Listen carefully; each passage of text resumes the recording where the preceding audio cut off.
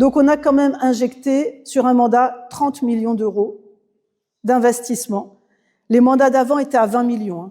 Donc on a fait beaucoup plus d'investissement. Et on en reparle après, non? On a diminué la dette de 2,5 millions d'euros. Donc on est passé de 13,5 millions en 2020 à 11 millions d'euros. Et donc l'endettement par habitant a diminué de 15% à Auray. Et ça, il y a un truc qui me fait vraiment mal parce que on peut critiquer le fait qu'on n'ait pas fait assez de voirie, on le reconnaît.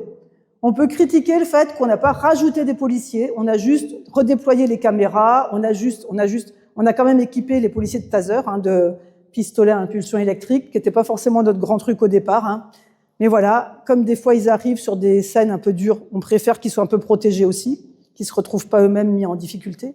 Donc on a fait quelques trucs, mais on peut nous reprocher de ne pas avoir mis plus de caméras ou machin. Mais on ne peut pas nous reprocher de ne pas avoir bossé et de ne pas avoir géré le budget.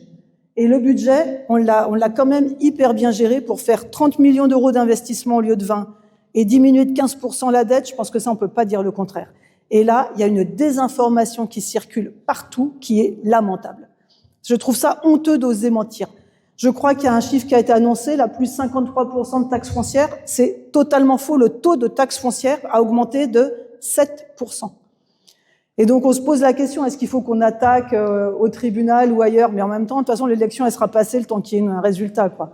Donc, comment faire passer l'info? C'est des infos mensongères, quoi. Et moi, j'ai l'impression, des fois, d'avoir affaire un peu à de la politique qui se fait ailleurs, hein, à la Trump, à la Macron. J'annonce n'importe quoi et je fais le contraire. J'annonce des mensonges et je capitalise sur des trucs totalement faux. Enfin, les fake news, c'est une honte, quoi. Et avoir en face de nous des gens qui mentent, moi, ça me gêne beaucoup.